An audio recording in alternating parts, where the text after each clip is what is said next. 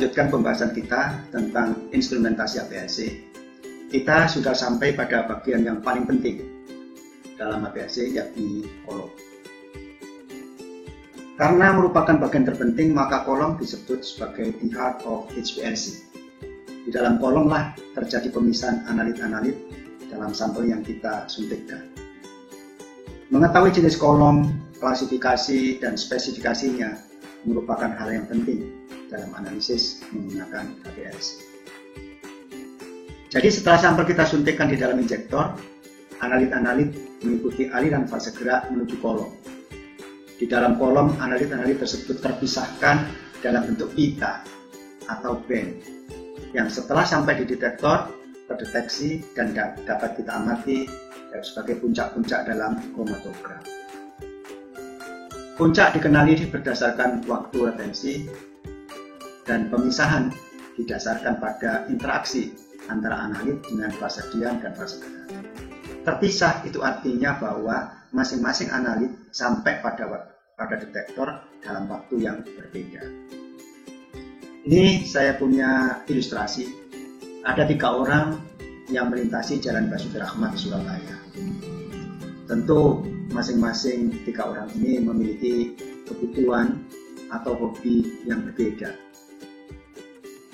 Yang A, begitu melewati Jalan Basuki Rahmat, dia mampir ke mall karena hobinya shopping. Sementara yang C, mampirnya di fast food. Dan yang B tidak mampir. Ini mungkin seorang mahasiswa yang besok ujian tapi belum belajar. Siapakah yang sampai duluan? Tentu yang B. Lalu disusul oleh C. Setelah itu baru A. Shopping biasanya lama. Baik, kalau begitu, jika A, B, dan C tadi berangkat bersama-sama, tentu urutan finishnya adalah B dulu, C, kemudian A. Kalau ini kita gambar dalam bentuk kurva begini, maka yang B keluar duluan, C, dan A. Waktu yang dibutuhkan oleh B paling sedikit, kemudian C, kemudian A untuk melewati Jalan Basuki Rahmat tadi. Pemisahan pada KCKT itu mirip-mirip begitu. Ini saya punya ilustrasi lagi pada KCKT fase terbalik. Saya punya 3 analit, yakni A, B, dan C. Yang A ini adalah punya sifat non-polar, sedangkan B ini adalah polar, yang C adalah semipolar. Ini ada kolom, yang di dalam kolom ada fase diam, di mana fase diamnya itu bersifat non-polar dan fase geraknya berupa polar karena KCKT fase terbalik. Kalau ini kita suntikkan analit campuran 3 tadi, maka dia melintasi kolom dan sampai pada detektor dalam waktu yang berbeda. Ternyata kita amati tadi, yang pertama keluar adalah B, nah, setelah itu C, dan kemudian A. Perubahan atau perbedaan dari waktu retensi ini karena memang ada istilah light interact light.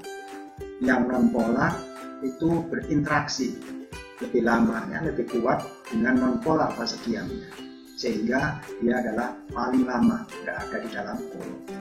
Sementara yang polar itu interaksinya paling lemah, sehingga yang B ini keluar dulu. Ini yang terjadi pada KCKT fase terbalik. Kemudian kita lihat sekarang kromatogram. Jadi yang kita amati nanti dari hasil kita dalam bentuk kromatogram. Dalam bentuk kromatogram ini adalah absisnya waktu dan ordinatnya di sini adalah respon detektor. Jadi bergantung pada detektornya. Begitu suntikan tadi, ini terus keluar puncak atau peak. Maka waktu yang dibutuhkan dari yang saat disuntikkan sampai puncak titik yang tertinggi ini, maka disebut waktu retensi atau retention time. Tapi sebetulnya fase gerak pun dia punya waktu retensi. Jadi kalau kita analisis dengan HPLC biasanya ada puncak yang kecil gitu. Ini menunjukkan puncak yang tak terretensi, ya, biasanya fase gerak. Maka disebut T0 atau TM. Jadi yang perlu kita perhatikan dalam kromatogram ini, selain waktu retensi, ada namanya tinggi puncak, peak height, dan areanya, peak area dari puncak. Perlu kita ingat bahwa yang waktu retensi tadi menunjukkan parameter kualitatif, sedangkan yang area ini menunjukkan parameter kuantitatif. Ada istilah retention volume. Kalau ada retention time, berarti ada retention volume. Dan kemudian ada juga namanya waktu retensi relatif. Jadi kalau saya punya dua puncak, ini ada TR, waktu retensi 2, di sini waktu retensi 1. Waktu retensi 2 saya bagi waktu retensi 1. Atau sebaliknya, waktu retensi 1 saya bagi waktu retensi 2. Itu namanya relative retention time, RRT. Waktu retensi relatif ini penting pada saat kita nanti analisis cemaran.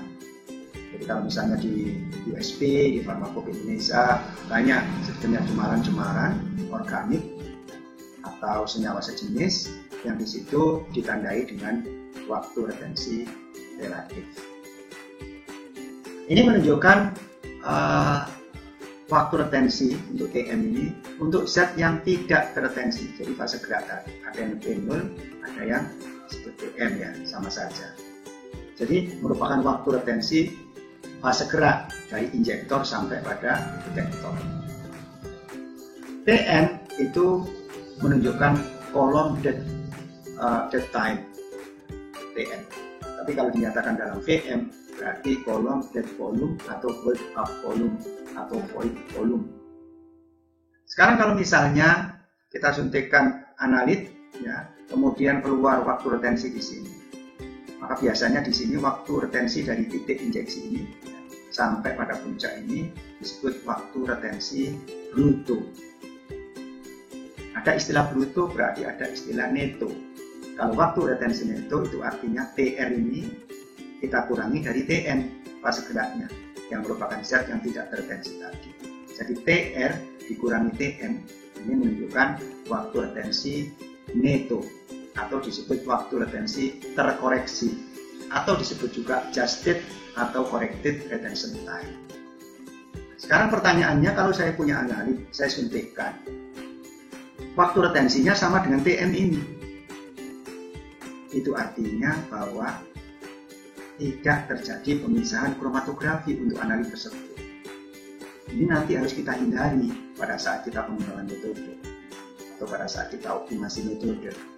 Maka waktu retensi analit kita undur ya, jangan sampai sama dengan gap time-nya ini. Baik, kemudian ada lebar puncak. Kalau lebar puncak ya, dari lebar garis dasar yang paling bawah ini adalah disebut sebagai lebar puncak atau WB. Tapi bisa juga dinyatakan dalam setengah ketinggian, jadi W setengah. Lebar puncak nanti menentukan, kalau model seperti ini puncaknya kita sebut sebagai puncak yang simetris. Ini puncak yang kita inginkan. Tapi kadang-kadang W-nya ini, WB-nya ini panjang. Maka bisa saja namanya jadi tailing atau namanya fronting. Atau kadang-kadang besar ya, itu broadening. Kemudian ada istilah lagi tailing factor.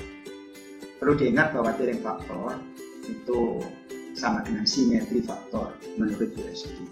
Tapi kalau kita membaca pustaka lain, ada istilah asymmetry factor, AS. Kalau di farmasi kita biasa menggunakan tailing factor atau symmetry factor.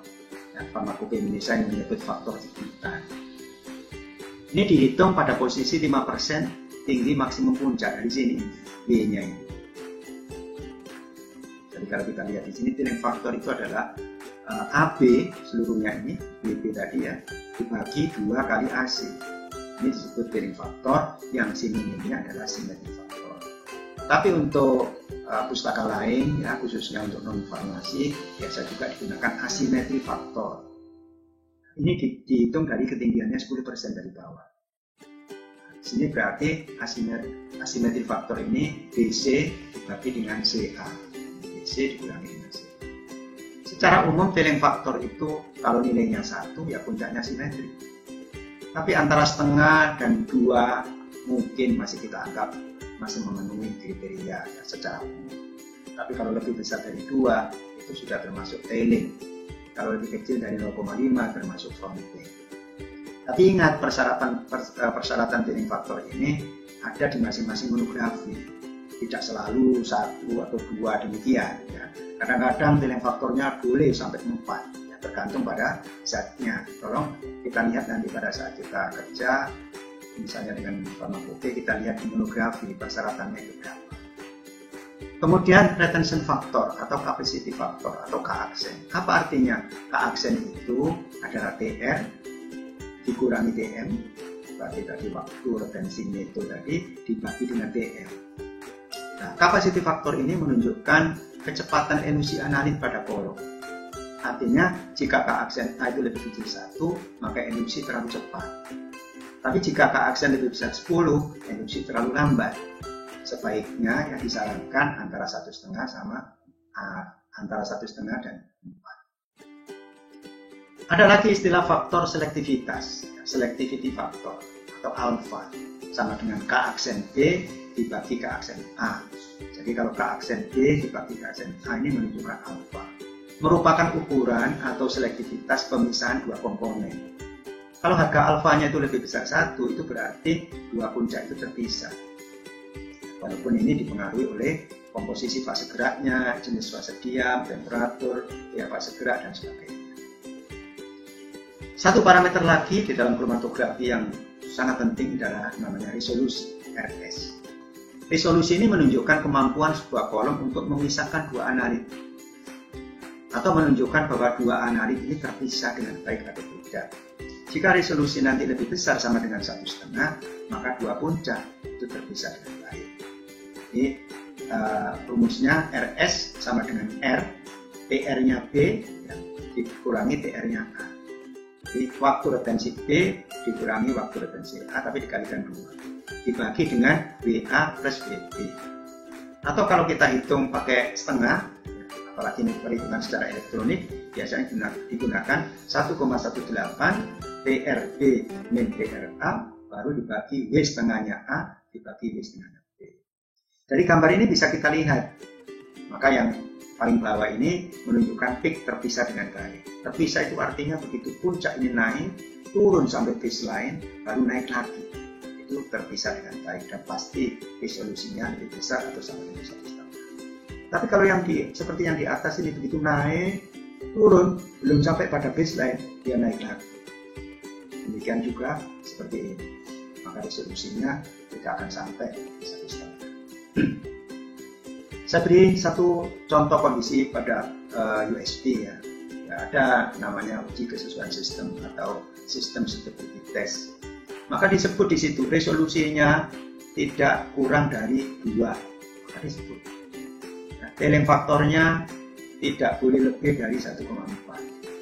Capacity faktornya tidak lebih dari 2,5. Jadi kalau nanti kita lihat di monografi di farmakope Indonesia atau yang ada di USB, maka persyaratan ini nanti ada untuk masing-masing zatnya. Baik, ini jumlah lempeng teoritis namanya. Lempeng itu artinya apa? Lempeng teoritis, theoretical plate. Jadi kalau misalnya analit masuk ke dalam pokok, maka analit tadi kan berinteraksi dengan fase diam dan fase gerak. Maka di sana terjadi kesetimbangan. Konsentrasi di fase diam sama fase gerak itu mencapai suatu harga tertentu. Tapi kesetimbangan ini disebut kesetimbangan dinamis. Karena apa? Fase gerak kan jalan terus. Maka setelah terjadi kesetimbangan yang pertama, maka terjadi kesetimbangan kedua. Demikian juga ketiga, dan seterusnya. Maka terjadi banyak sekali kesetimbangan-kesetimbangan. Ibarat kita ini ekstraksi cair-cair dengan corong pisah, maka begitu ada 2 fase zat yang tidak saling campur, analit kita masukkan, maka setelah kita kocok, maka terjadi kesetimbangan. Maka mencapai harga tertentu. Nah, kemudian kita ambil ya, salah satu fasenya, kemudian kita tambahin. Mirip-mirip itu yang namanya theoretical plate ini. Jadi kalau begitu, theoretical plate itu kalau jumlahnya makin banyak, berarti jumlah kesetimbangannya makin banyak, pemisahannya makin efisien. theoretical plate atau N berarti menunjukkan sebetulnya efisiensi kolom. Makin tinggi harga N, maka kolomnya makin efisien. Cuma N itu berbanding terbalik dengan H. H itu adalah HETP, High Equivalent to a Theoretical Plate. Jadi kalau N-nya besar, maka H-nya kecil. L ini adalah panjang kolom. Jadi kalau makin panjang kolom, berarti N-nya makin banyak. Itu teori dari theoretical plate. Bagaimana menghitung N dari kromatogram? Nah, ini ada rumus yang penting. N sama dengan 16 PR per W kuadrat. Artinya apa? N itu berbanding lurus dengan TR dikuadratkan. Nah, kalau kolom kita panjang, berarti waktu retensinya adalah makin lama. Berarti harga N-nya makin besar. Tapi kalau W-nya ini makin lebar, kayak pigtailing tadi, maka W-nya makin lebar. Nah, makin besar di sini, N-nya makin kecil. Nah, contoh pada menghitung harga N dari kromatogram, misalnya pada USB. Ini ada kolom efisiensi tidak boleh kurang dari 4000 misalnya. Ini salah satu contoh saja. Apa hubungannya nilai N dengan bentuk puncak? Jadi nilai N dipengaruhi bentuk puncak. Jika puncak ramping, maka nilai W atau lebar puncak kecil, sehingga nilai N-nya jadi besar. Tapi jika puncak tailing, maka N-nya menurun, seperti yang saya jelaskan tadi. Jadi ini, W-nya kecil, ramping, simetris, ramping. Tapi ini W-nya besar. Ini puncak A sama puncak B. Ini W-nya udah berbeda di sini. Maka W ini berbanding terbalik dengan harga N. Kalau W-nya besar, maka N-nya, theoretical plate-nya nanti jumlahnya jadi sedikit. Sekarang saya puncak A. Saya punya puncak A ini, kemudian ada fix seperti ini. Kemudian waktu retensinya sama pada puncak yang di bawah ini. Maka yang di sini, yang ramping ini W-nya kecil, tentu N-nya besar. Yang ini W-nya besar, sementara PR-nya kan sama, maka jadi kecil. Pada puncak B ini, satu waktu retensinya di sini, satu retensinya di sini, bebas, lebih besar. Berarti kalau begitu, N-nya, TR-nya lebih sedikit, lebih kecil daripada yang di belakang ini. Kalau ini N-nya kecil, ini N-nya banyak. Jadi hal-hal seperti ini nanti penting pada saat kita melakukan optimasi. Baik, ada istilah lagi peak to valley ratio. Artinya apa? Ini nanti kita pakai pada saat kita uji cemaran, misalnya cemaran organik. Kadang-kadang cemaran ini puncaknya itu kecil dibandingkan dengan peak utamanya. Maka ini peak to valley ratio ini, P per V ini dapat digunakan sebagai kriteria uji keseluruhan sistem untuk uji cemaran jika tidak diperoleh pemisahan dua puncak sampai baseline. Jadi kalau tidak sampai baseline pun masih diperbolehkan dengan cara seperti ini. Kemudian ada signal to noise, S per N ratio. Nilai S per N sangat penting sebagai parameter kesesuaian sistem. S per N ratio ini 2H dibagi H kecil, di mana H ini merupakan tinggi puncak yang diukur dari garis dasar. Yang ke kiri dan ke kanan bagaimana mengukurnya noise ini? Noise ini kan yang paling besar kan dari kiri ini kita buat rata-rata jadi atas sama di bawah. Kemudian kita bisa ke kiri itu kira-kira 5 kali W setengah di sini. Ini ke kiri 5 kali kira-kira. Ini kanan juga 5 kali. Mengapa kok dibatasi demikian? Kadang-kadang yang namanya noise itu ke atas gini baru menurun. Kemudian di sini tidak datar, kemudian turun lagi atau naik lagi. Maka pegangannya adalah 5 kali dari ke kiri ke kanan, dari dihitung dari W setengah.